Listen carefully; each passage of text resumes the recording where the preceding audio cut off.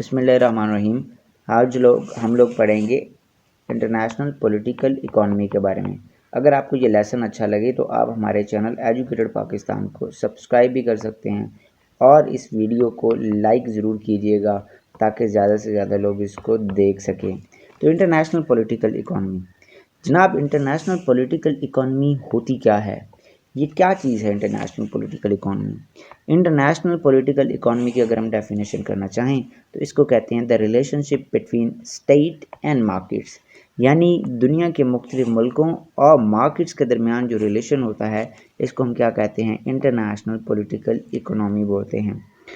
अब international political economy जो बनी है, यानी स्टेट्स का और मार्केट्स का जो इंटीग्रेशन हुआ है, जो ताल्लुक़ बना है, ये ग्रेजुअल इंटरकनेक्शन ऑफ मार्केट से हुआ है। ऐसा नहीं है कि ये किसी एक साल के अंदर हो गया हो, ये ग्रेजुअल हुआ है। यानी जैसे जैसे ग्लोबलाइजेशन ऑफ द वर्ल्ड हुई है उसके साथ साथ इंटरनेशनल पॉलिटिकल इकॉनमी जो है वो डेवलप होती गई है।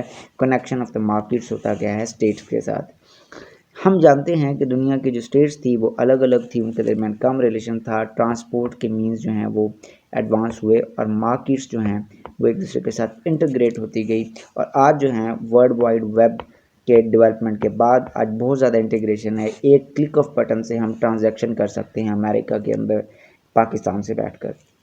तो ये जो इंटीग्रेशन हुआ है ये ग्रेजुअल हुआ है, यानी ये जो इंटरनेशनल पॉलिटिकल इकॉनमी आज आपको नज़र आती है ये स्लोली डेवलप हुई है। अब इंटरनेशनल पॉलिटिकल इकॉनमी के जो पर्सपेक्टिव्स हैं वो मल्टीपल हैं, एक से ज़्यादा पर्सपेक्टिव हैं जो एक्सप्लेनेशन करते हैं इंटरनेशनल पॉलिटिकल इकॉनमी की आईआर के लिहाज से। वो क्या है हम देखते हैं। सबसे पहले मार्क्सिस्ट का जो पॉइंट ऑफ व्यू है वो ये कहते हैं कि इंटरनेशनल पॉलिटिकल इकॉनमी का जो स्ट्रक्चर है जो इसके जो रूल्स हैं वो बनाए गए हैं वेस्ट की तरफ से। और जो इंटरनेशनल पॉलिटिकल इकॉनमी है ये क्या करती है? ये कैपिटलिस्ट को इनरिच करती है। किसको इनरिच करती है? कैपिटलिस्ट को। यानी ये बनाई इस तरह से गई है कि इसका मकसद ये है कि वो लोग जो कैपिटलिस्ट हैं वो रिच हों और लेबर का एक्सप्लॉयटेशन हो दुनिया पूरी में। ये कुछ हद तक ये पर्सपेक्टिव ठीक भी है, क्योंकि हम दुनिया में इंटरनेशनल पॉलिटिकल इकॉनमी के ग्लोबलाइजेशन होने के बाद हम ये देख रहे हैं कि जो लेबर्स हैं उनका बहुत ज़्यादा क्या हो रहा है? उनका एक्सप्लॉयटेशन हो रहा है। तो मार्क्सिस्ट ये कहते हैं। फेमिनिस्ट इसको फीमेल के लिहाज से एक्सप्लेन करने की कोशिश करते हैं, वीक जेंडर के लिहाज से एक्सप्लेन करने की कोशिश करते हैं। वो ये कहते हैं कि जो इंटरनेशनल पॉलिटिकल इकॉनमी के जो रूल्स हैं उन रूल्स को डेवलप करने वाला कौन है? मेल्स हैं।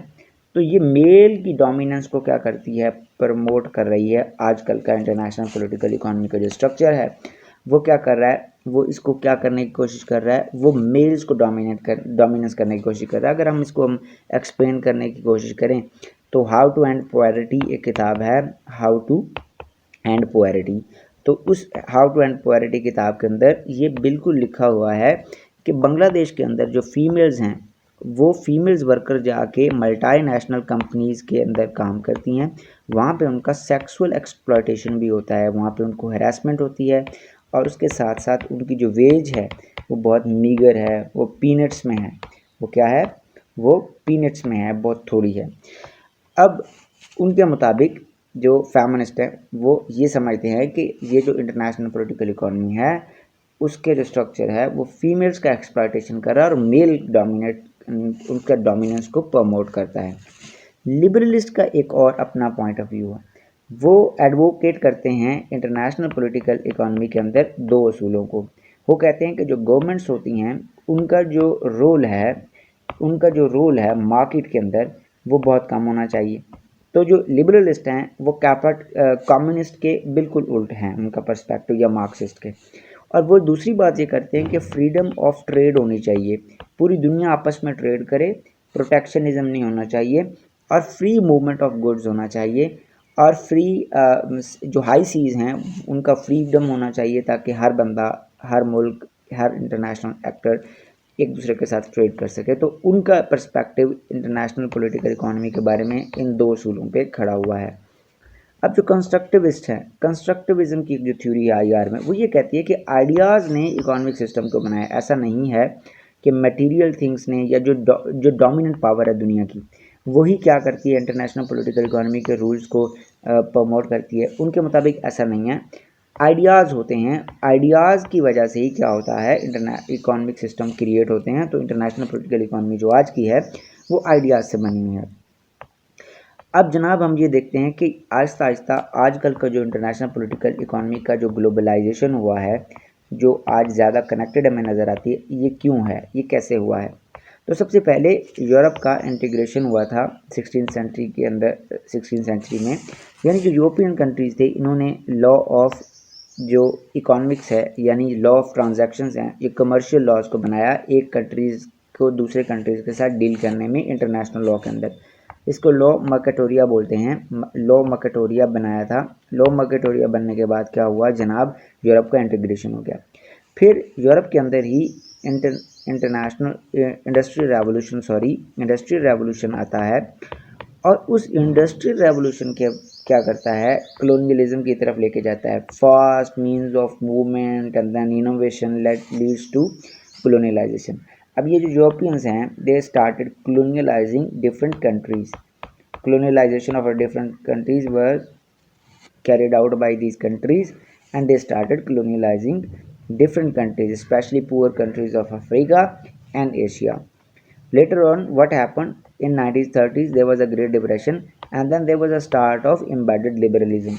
So what is embedded liberalism? के 1930s के डिप्रेशन के बाद they started again thinking that protectionism जो है वो बड़ी बुरी चीज़ है, इसको ख़त्म करना चाहिए और फ्रीडम ऑफ ट्रेड होनी चाहिए, इंटरकनेक्टिविटी ऑफ ग्लोबल मार्केट होनी चाहिए। क्योंकि लार्जली 1930 का जो ग्रेट डिप्रेशन था जिसकी वजह से 25% अनएम्प्लॉयमेंट यूएसए में हो गया था, 45% अनएम्प्लॉयमेंट जर्मनी में हो गया था, तो 45% अनएम्प्लॉयमेंट जर्मनी में हो गया था। तो ये जो चीज़ है ये इस वजह से ग्रेट डिप्रेशन आया। तो ग्रेट डिप्रेशन के बाद एम्बेडेड लिबरलिज्म यानी प्रमोशन ऑफ ट्रेड को प्रमोट किया गया।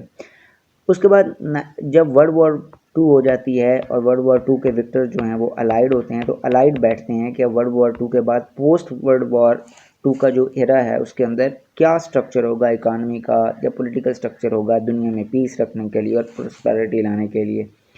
तो उन्होंने गैट बनाया। गैट ने ट्रेड के रूल्स को सेट किया, और इसके बाद गैट जो है वो 1990s के अंदर वर्ल्ड ट्रेड ऑर्गेनाइजेशन में तब्दील हो गया।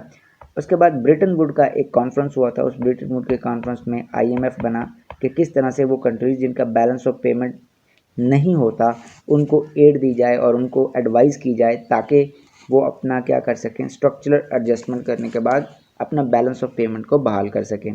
उसके बाद वर्ल्ड बैंक बनाया गया। वर्ल्ड बैंक यानी इसका काम ये था कि दुनिया के गरीब ममालिक को बड़े बड़े प्रोजेक्ट को फाइनेंस करना ताकि वहाँ पे तरक्की लाई जा सके।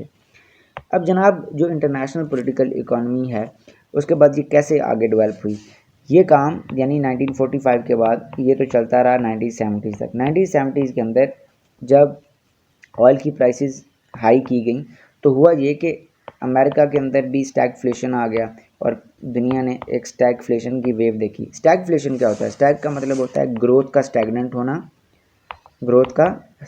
होना, और जो इन्फ्लेशन है उसका मतलब होता है महंगाई। इन्फ्लेशन का मतलब क्या होता है? महंगाई होती है। तो स्टैगफ्लेशन की वजह से अमेरिका में और पूरी दुनिया में बड़ी एक अनरेस्ट थी। तो तब रोनाल्ड रीगन ने क्या किया, उसने गोल्ड के लिहाज से जो है उसको ख़त्म कर दिया। गोल्ड का जो तल्लुक़ था मनी की प्रिंटिंग से उसको ख़त्म कर दिया और एक्सचेंज रेट दुनिया के फ्लोटिंग कर दिए। जैसे आज हम देखते हैं कि पाकिस्तान का जो डॉलर है ये इसका एक्सचेंज कभी ये ऊपर चला जाता है, कभी ये नीचे चला जाता है। इसका जो वैल्यू होता है डॉलर के लिहाज से आजकल ये 200 पे है, तो पहले 180 होता था। तो पुराने दौर में ऐसा नहीं होता था, ये एक्सचेंज रेट फिक्स थे। बाद में ये फ्लोटिंग कर दिया गया 1970s के अंदर। उसके बाद 90s के अंदर वाशिंगटन कंसेंसस होता है। अब वाशिंगटन कंसेंसस ने न्यू लिबरलिज्म की बुनियाद रखी। न्यू लिबरलिज्म या वाशिंगटन कंसेंसस क्या है? इसमें मार्गरेट थैचर जो कि प्राइम मिनिस्टर ऑफ ब्रिटेन थी और बिल क्लिंटन जो अमेरिकन प्रेसिडेंट थे, उन्होंने मिलकर क्या किया, कुछ रूल्स तय किए। उन रूल्स के मुताबिक ये था कि जिस कंट्री को भी पैसे मिलेंगे यानी IMF देगा, उसको क्या करना पड़ेगा, अपना स्पेंडिंग, बजटरी स्पेंडिंग को क्या करना पड़ेगा, स्पेंडिंग को कम करना पड़ेगा। उसको अपनी टैक्स बेस को ज़्यादा करना पड़ेगा यानी टैक्स ज़्यादा कलेक्ट करना पड़ेगा, और उसको क्या करना पड़ेगा, एजुकेशन रिसर्च पे ज़्यादा तवज्जो देनी पड़ेगी ताकि वो अगले दौर के अंदर बेहतर हो जाएं, वो इंडिपेंडेंट हो जाएं और अपना बैलेंस ऑफ पेमेंट मेंटेन कर सकें। जनाब उसके बाद क्या है कि आजकल के दौर में ये जो चेंज हो रही है, इंटरनेशनल पॉलिटिकल इकोनॉमी में तब्दीलियां लाई जाने की कोशिश की जा रही है और ये आहिस्ता आहिस्ता ज़्यादा हो जाएगा। क्यों? क्योंकि इंटरनेशनल पॉलिटिकल इकोनॉमी के जो रूल्स हैं इसको डिटरमाइन करता है हेजिमन। जब हेजिमन की हेजिमनी ख़त्म हो जाती है या वर्ल्ड ऑर्डर में चेंजिंग आती है यूनिपोलर से बाईपोलर, बाईपोलर से मल्टीपोलर, तो फिर क्या होता है, इंटरनेशनल पॉलिटिकल इकोनॉमी के रूल्स चेंज हो जाते हैं। तो जनाब मोहतरम जो चाइना है उसका जो राइज़ है ये जो है वो टेक्टोनिक प्लेट्स को शिफ्ट कर रहा है।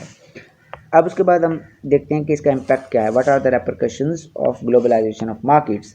तो सबसे पहला जो है वो ये है कि इनइक्वलिटी, दुनिया में इनइक्वलिटी इससे आई है। फोर्ब्स मैगजीन के मुताबिक 2015 के अंदर दुनिया के अंदर 1826 बिलियनर्स थे और ये बहुत बड़ी एक क्या है, ये बहुत बड़ी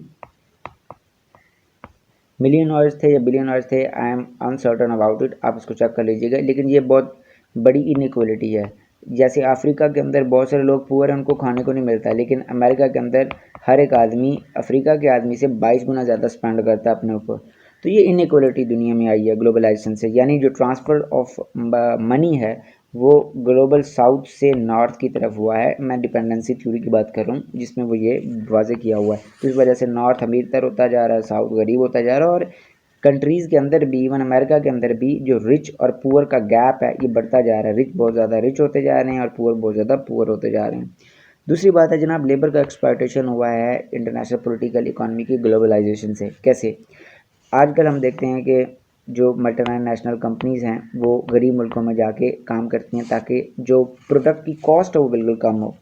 तो इसी तरह से बांग्लादेश के अंदर एक राणा फैक्ट्री थी, उसका जो इंफ्रास्ट्रक्चर था वो बड़ा रैम शैकल्ड हो गया था। रैम शैकल्ड से मुराद ये है कि वो बड़ा भद्दा हो गया था, वो बड़ा ख़राब हो गया था।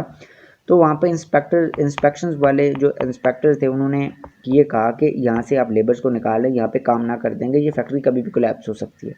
तो जो मालिक थे उनके, उन्होंने कोई इस पे कान नहीं दे रहे, तो 1100 के करीब लोग जो है वो इस फैक्ट्री के अंदर दब के मर गए थे। तो लेबर का एक्सप्लॉयटेशन है और यहाँ जिन हालात में ये लेबर बेचारे काम करते हैं वो भी बड़े बुरे हालात हैं। उसके बाद जनाब चाइल्ड लेबर से 126 प्रोडक्ट्स दुनिया में प्रोड्यूस की जा रही हैं एक रिपोर्ट के मुताबिक। इसका मतलब है चाइल्ड का लेबर भी हो रहा है। फिर जाइंट कॉरपोरेशन जो हैं ये बहुत मजबूत होती जा रही हैं, बड़ी होती जा रही हैं। आप टिकटॉक को देख लें, टिकटॉक कितनी बड़ी हो गई है। आप देख लें जो एप्पल है वो कितना बड़ा हो गया है, उसकी कितनी वेल्थ हो गई है। इसी तरह से अब एलॉन मस्क की जो इलेक्ट्रिक कार्स प्रोड्यूस करने वाली जो कंपनी है वो, और उसके बाद स्पेस एक्स, ये सारी बहुत बड़ी कंपनियां बनती जा रही हैं, बिलियंस के इनके एसेट्स हैं। तो ये हमारी डेमोक्रेसी को क्या कर सकते हैं, हमारी डेमोक्रेसी, हमारी जमहूरियत को भी कंट्रोल करने की कोशिश कर सकते हैं। उसके बाद जनाब माइग्रेशन ऑफ स्किल्स का माइग्रेशन, यानी वो लोग जो बहुत ज़्यादा स्किल्स होते हैं जैसे कंप्यूटर ऑपरेटर्स, यानी कंप्यूटर का नॉलेज रखने वाले जो अपने मुल्क के अंदर बहुत अच्छा कर सकते हैं, वो नॉर्थ में भाग जाते हैं, नॉर्थ उनको अपनी तरफ बुला लेता है globalisation of international political economy की वजह से। तो ऐसा हमने देखा है कि जैसे गूगल का जो सीईओ है वो कौन है, गूगल का जो सीईओ है वो इंडियन है। तो इंडिया में भी वो एक ऐसी चीज़ अच्छे तरीके से सर्व कर सकता था, लेकिन वो चला गया अमेरिका, क्योंकि वहाँ पे उन्होंने उसको कहा कि यार आ जाओ, और माइग्रेशन बड़ा आसान है आज दुनिया में। तो जनाब मोहतरम ये था इंटरनेशनल पॉलिटिकल इकोनॉमी। क्या अगर आपको ये अच्छा लगे तो आप हमारे चैनल एजुकेटेड पाकिस्तान को सब्सक्राइब भी कर सकते हैं और इस वीडियो को लाइक भी कर सकते हैं। शुक्रिया।